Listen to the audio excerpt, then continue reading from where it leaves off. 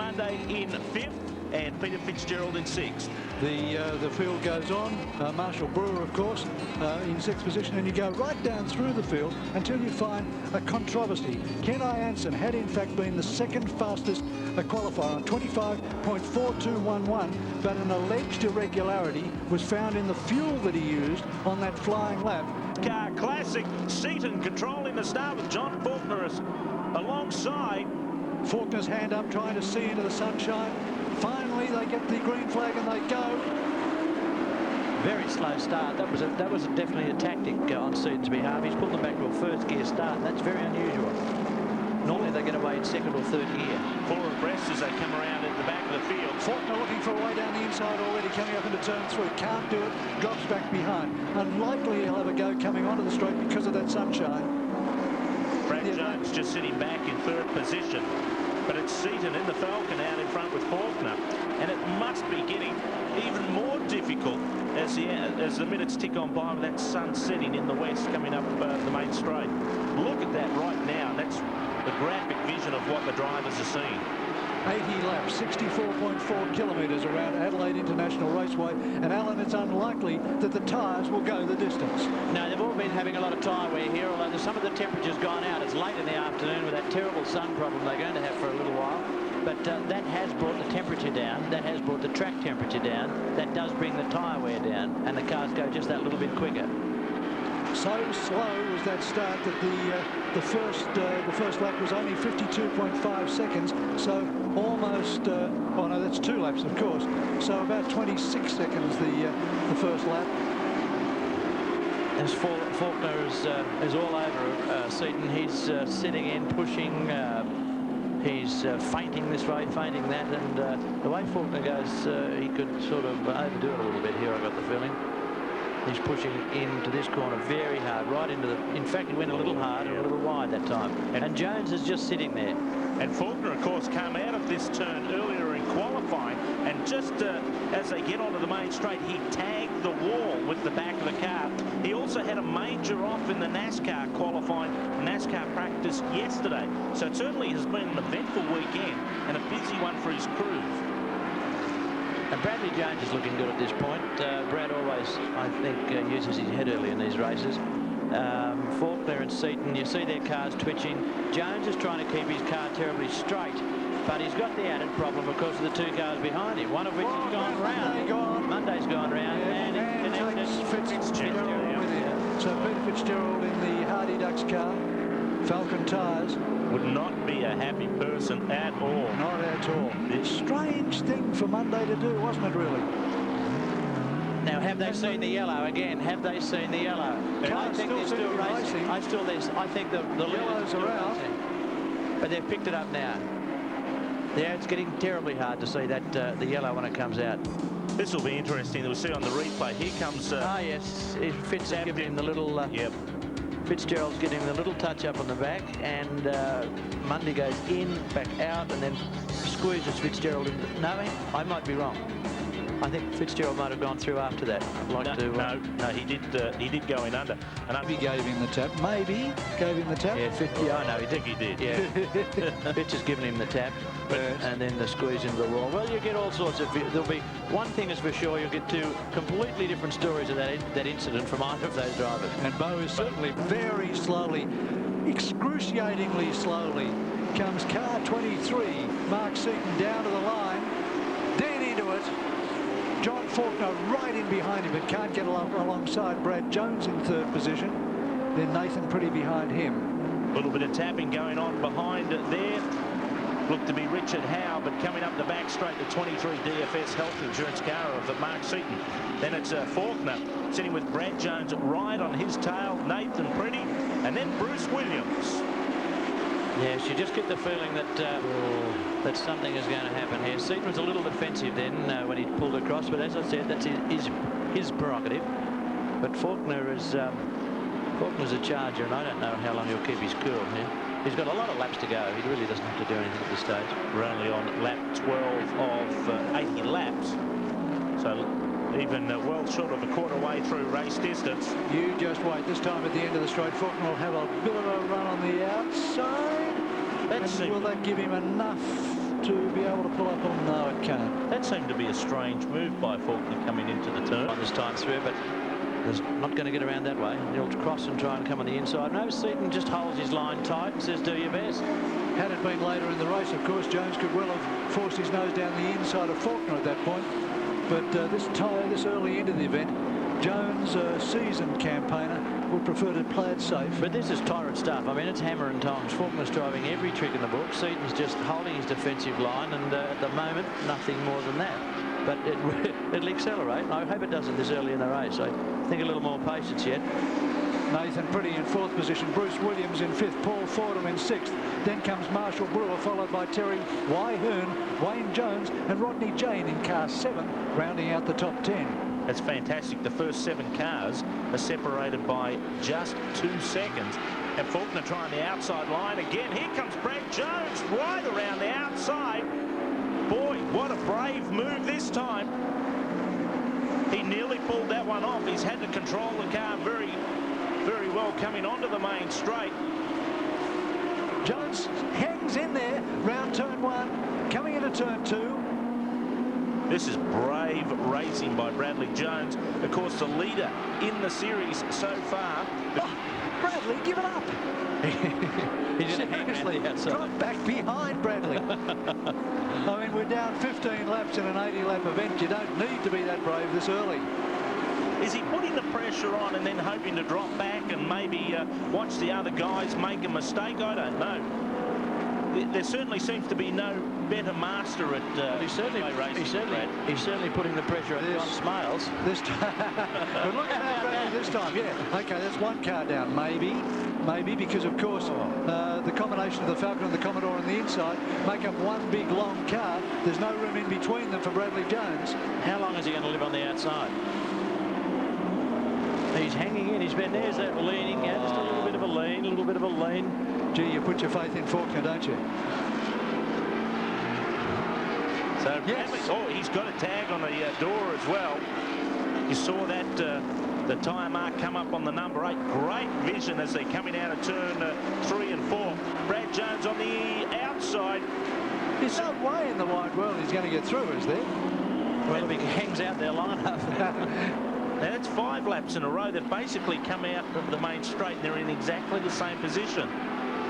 This time, Bradley's going to go deep this time. He's going... Oh, look at this. All he's got to do is get the gypsy tap on the inside, and Bradley's got what he did. He's got through. Oh, sensational stuff. Yeah, that's a top drive. He put his faith so much in Mark Seaton at that point, because all Seaton had to do was just give him that slight tap on the corner, and Jones was into the scenery. You can see right there, right across the number, the tyre mark from where Faulkner tagged him a lap ago. Now Faulkner's got the nod, and he's going to go for the outside too.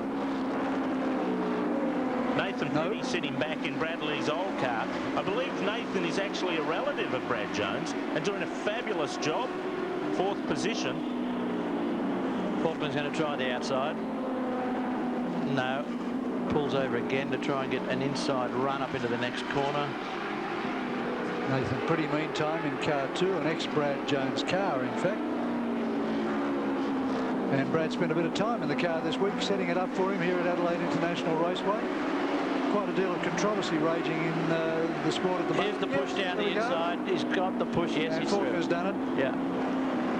Well, that was a good pass. He persevered. He got a good run off the corner. He did it all the right way. He forced his way down, but I mean the gap was there. That was fine. And the controversy raging is that private practice should be limited by regulation, thereby preventing people from spending too much time and too much money getting their cars ready for these races. Yeah, there's 2 sides to that argument, John. One is that you do spend money testing, but it's money that you need to spend to catch the blokes in front. I mean, if the leaders are the leaders, they've got their horsepower, they've got their cars set up, they've got the experience, the miles under the belt. If a new guy coming into the sport can't spend the days getting the miles together, what chances has he ever got of closing the gap on miles and experience to the lead guys? Well, take Nathan Pretty as an exact example. He needs miles under the belt. He wouldn't be in the position he's in at the moment if he hadn't done several days testing here at Adelaide. No, certainly. Motor racing is no different to any other competitive sport. The inside line. Oh, they tag each other. twice, 3 times, 4 times. Don't know quite then whether Bradley was simply fighting back or trying to stay off the wall with the way he was punching his way to the side of Faulkner. No, they were just all pretty interested in having that same piece of road, weren't they? Sure were. Faulkner ends up the winner, of course, by a factor of probably 2 car lengths. Yes, Bradley just went a little wide coming into that corner, and it was about an inch less of a hole than Faulkner needed, but he made it fit. We've seen these two guys battle like this at the Thunderdome, and it sometimes appears as though Brad Jones drops back quite dramatically. But then he comes back strong and always does extremely well. John Faulkner, 2 years ago here. Those in front of him, Faulkner and Jones, of course, are well used to flat track racing on circuits. Waihoon really has grown up in the wild and woolly days of speedway racing, and he's doing a very good job for a young man. Tell you what, who's sitting right on his tail, the red Commodore, is Ken Ianson, the 04 car. Ken, of course, qualified second on the grid, but there was an irregularity with the fuel sample taken from his car, and he's made his way back up through the pack. So from 21st position on the grid, he's now up into 7th place and working his way through the field. Obviously from here on in, as he starts to come up to the good guys like Waihoon, it's going to be harder to pull back every position. Really doing a great job in front of his hometown crowd, Ken Ianson. Oh, Waihoon won't give it away, will he? Look at that. And ultimately is forced to. And Hansen is sliding his car about a bit. I think he's really had to push it hard to get through the pack, and he may suffer a little later. That happens to you, of course. You get put back behind the pack. You've got to run. You've got to charge through. You've got to get up there somewhere, not to the front, but you've got to get up to the leading group at this stage of the game. Going to 15-second black flag stop-go penalty them. Yes. They're going to have to come in and stop for 15 seconds. If they didn't obey the speed limit, yes, which I believe was about 25 kilometres per hour. Yes, some of them are coming in too quick, but they're getting on the brakes pretty quickly and slowing down. Brad Jones was one man who really protested that. There's the speed gun there. Now they're going to give them penalties if they come in better than 25 kilometres an hour. Brad Jones said at the drivers' meeting this morning, McCarr will stall at 25 kilometres an hour. Yes, there's a very good reason for it. There's a very good reason. The pit row here for a NASCAR quick stop situation is very, very narrow. It wasn't built for this category of racing. So what they've had to do, the organisers have had to do, is take the practical and logical step of making the cars go slowly, because the last thing anybody wants is to see a mechanic who's out there changing a wheel, doing his absolute best for the team, and see him run over. It's happened before in the States. We don't want it to happen here. Indeed. As 04 Ken Ianson goes out to rejoin the race. You can see there now that the sun has set in the background, so that factor has certainly gone out the window. Well, I think tyres are not going to be a problem now, because they've got a new set on.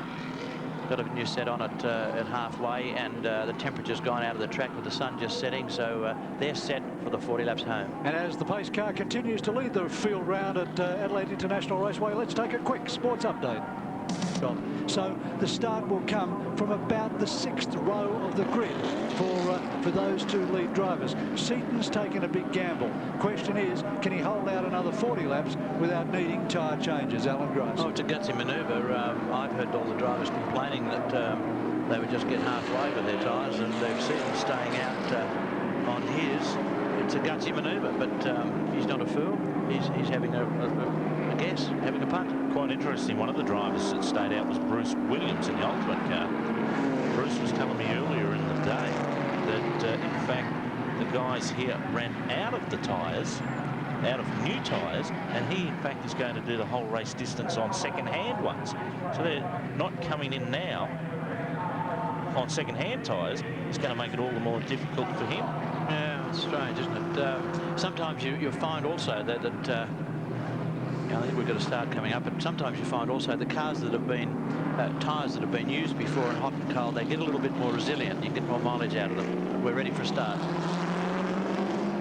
Certainly are, and Mark Seaton holding the guys back this time. Well, it appears as though Richard Howe, no, he's right, he's down a few laps, but Mark Seaton outside.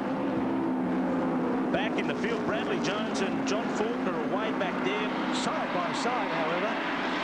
Boy, they've got some traffic to get through to try and get some nice, clean racing. Yes, and I noticed back there, Bradley gave Faulkner the shuffle too, but Faulkner's going to come round. Howe giving Seaton all sorts of carry up here in the lead.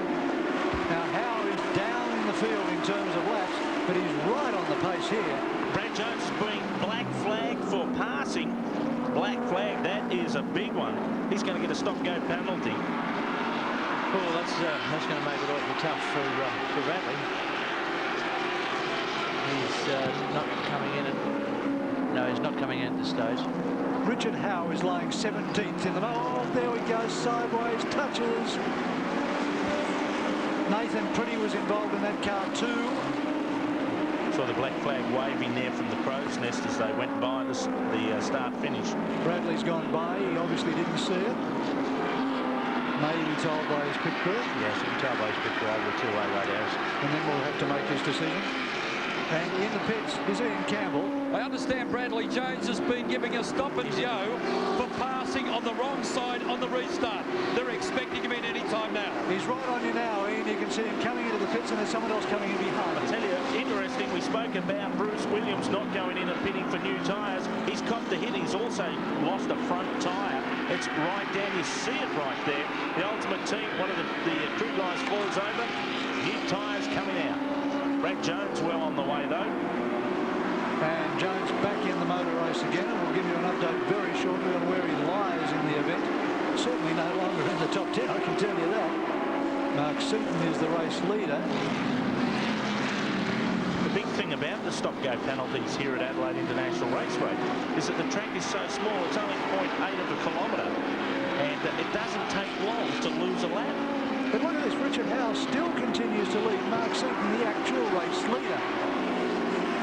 Well, that puts him back on the same lap, you see. He's trying to unlap himself. What he's actually doing is he's praying that there be a yellow, because the pace car will come out in front of Seaton, who is the race leader.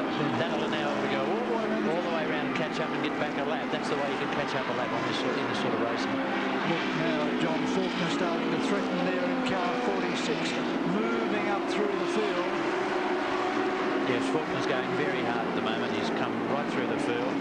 He's just, when he passed Brew, he pulled straight away from him. Brad Jones back in 12th spot. He hasn't lost a lap, but he's around 16 seconds off Seaton. 50 laps down, we're on lap 51. There's John Faulkner. He's now back up to second spot. He's 2.15 seconds away from Mark Seaton, the leader in the DFS Falcon. Well, Brad Jones could come back into it, but there'll be no cruising from here. If he's to get back up into the lead pack, it's going to be flat out from here on in. He's really got to prey on a yellow caution period. Yes, a yellow would put him straight back there, but he's still got to pass the cars. It's not easy to pass cars around a little bowl like this. 88, Owen Davies pulls to the pits. Meantime, here's Faulkner coming right up now onto the back of Seaton. So this is Faulkner on Seaton, the blue car on the inside. And Bruce Williams has passed Seaton. So Bruce Williams has unlapped himself. Look at Faulkner on the outside of Seaton. You've got a new race leader. It's John Faulkner. Well, he did that easily. That was surprising the way he pulled away there. Brad Jones' last lap, 25.99 seconds. Looks as though Seaton has a problem, I think. Well, just at this twilight period of time with the light changing so much out there, easy to get yourself a little bit confused, I'd suggest, as a driver out there. With cars all around him just then. Mark Seaton maybe not absolutely certain. No, I think it's worth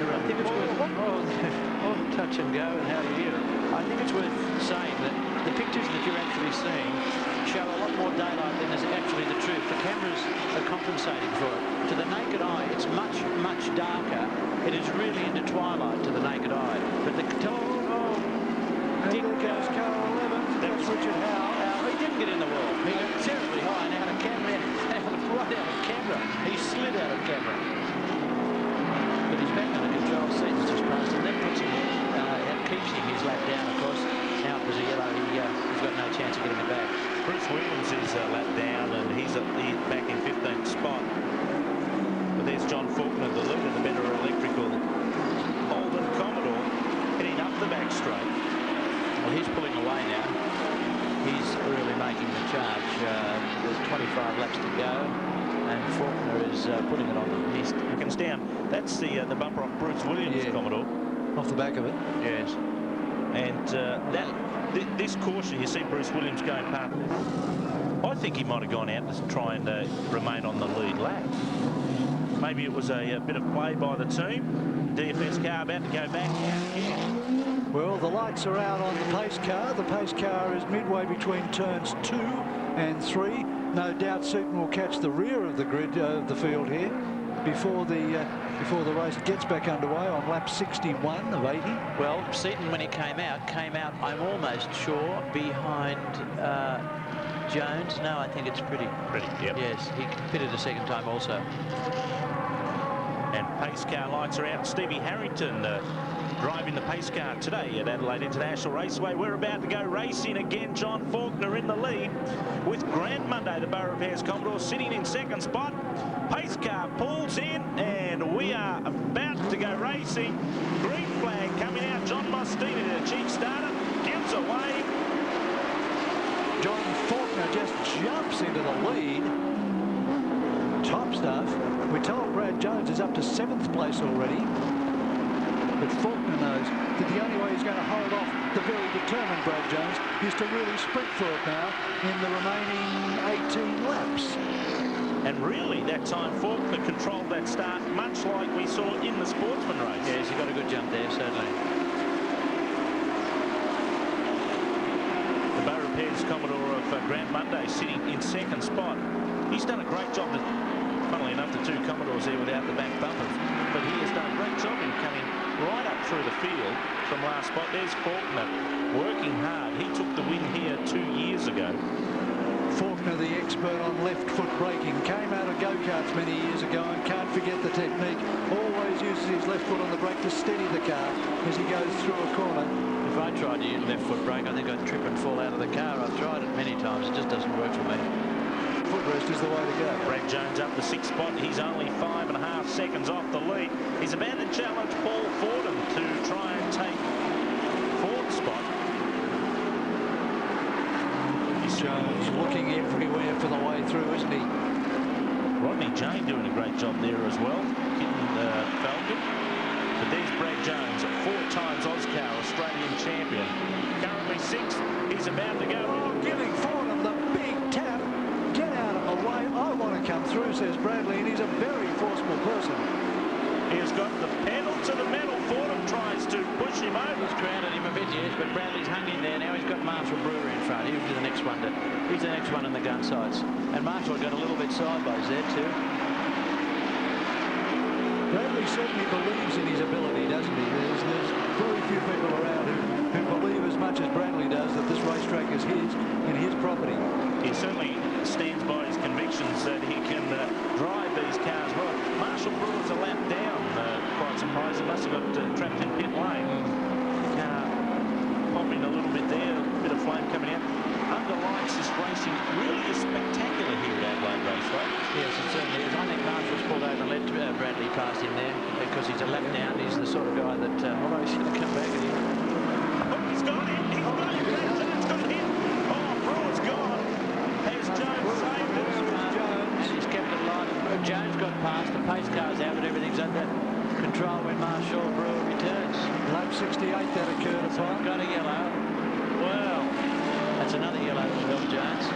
That is unbelievable. When he was going sideways towards the wall with full lock on, I don't think... Here we go. Have a look. Here we go. Marshall Brewer on the inside. Gives him the big tap. Bradley just pulls on the speedway opposite Long and saves it. Yeah, Seaton did a very good job to miss it all too. In fact, they all did a good job. That's very good driving. It's quite amazing how tight the circuit is, and we mentioned it earlier in the Sportsman race, how tight the circuit is and the amount of incidents that we don't have. Well, there is such good driving to get out of it. Yeah, they are doing a very good job on a very difficult track. Well, how many locks of opposite are there on a Holden Commodore? Because Bradley had all of them on, and he had them on in an instant. Well, he's got the, for this sort of racing, he's got the grease nipples where he embedded. He's already a little loose, then he gets the touch, but he got that lock on very quickly. Oh, yeah, great driving. The two of them, just for that moment there, looked like sprint cars, didn't they? Just sideways, coming out of the corner, full power on. A little bit more locked up behind. Yeah. A Okay, we know that next time round we'll be racing again at Adelaide International Raceway. There's the starter with his finger out indicating one to go. He takes the flag in, puts the finger out. Nine laps of racing remaining. Brad pace car. Faulkner in the lead currently. Then in second is Grant Monday. Can I Anson up to third? Great job from him. Terry Wyhoon fourth. Max de Jersey up in the fifth. And in sixth spot is Brad Jones. Faulkner right to go. Flag out and Faulkner guns it, but not nearly as quick as he did in the past restarts. Still, it's academic because he takes the lead. Has Monday missed out a bit? Yeah. Here comes Jones. Jones sitting back there. He's about 7 cars off the lead lap. Got a little bit sideways. Well, that was Wyhoon. There's Faulkner with Bruce Williams sitting right up. Oh, look, there's Freight Train behind with Monday, Wyhoon, and also Max de Jersey. And then there's Bradley sitting back. Yeah, 8 laps remaining now. There's very little Bradley can do to get up to John Faulkner. But of course, Auscar and NASCAR racing, the point system is all about consistency. We've said it before. And to win a championship, you must finish races, and that's what it's all about. And in about 8 hours' time, Bradley will be on an aircraft, in fact, heading for Sydney for the Triple Challenge at Eastern Creek, where he'll be racing a corridor. So a big weekend of racing for Bradley Jones. So John Faulkner doing a good job out in front there. We're on lap 74 of 80 laps in the Petters Auscar Classic, part of the 1994 Goodyear Auscar Series. Faulkner currently in the point standings is in third position. He's looking pretty comfortable now. In fact, he is actually driving his car a little straighter now than he has earlier in the day. So I think he's got this car pretty well, this race pretty well under control. Car sometimes not very tight. Get out of the third one, that's okay. Then you realise what you've just done, and it's all over. But while the adrenaline's going, he'll be right. 5 laps remaining now here at Adelaide International Raceway. The sunshine is almost gone. There's just a golden glow in the western sky now. We're actually starting to get shadows from the lights now onto the track from the car, so that tells you how dark it really is. Just the 4 laps remaining, and that last. Look at this race for second position between Monday and Seaton. It's right on between them. But Faulkner's got the lead, the very comfortable gap. He's driven the latter part of this race, in my view, much better fashion than the beginning. Gets a car. Having said that, it's sideways. He's coming around for the last corner, but maybe it was just pointage exuberance. I think so. And he takes the checkered flag. Now, what's the race for second position? Here it is. Monday. On the outside comes Seaton, but he can't do it. Wyhoon right behind in fourth place. Monday. It was Monday who wins, who takes second position. Mark Seaton in third, then Wyhoon in fourth. Can I Anson come all the way back up through the field, ended up in fifth. Lighting him up. Now, that's what you can do in rallying. I'm not absolutely certain that's the thing to do here. It's become a tradition with John Faulkner when he does get a victory. He did it 2 years ago here at Adelaide. He comes in and does the big burnouts. So Johnny Faulkner there, just getting ready to get out. I tell you what. Gary's the Petters Classic. The winner was, of course, John Faulkner. In second place was Grant Monday. In third place, Mark Seaton, then Terry Wyhoon, then Ken Anson in fifth position. That really was a great drive from Ken Anson. Then coming up into sixth position was Bradley Jones, the 4-time champion. Max de Jersey did well to be in seventh. Rodney Jane in the studio is Alan Gaskell.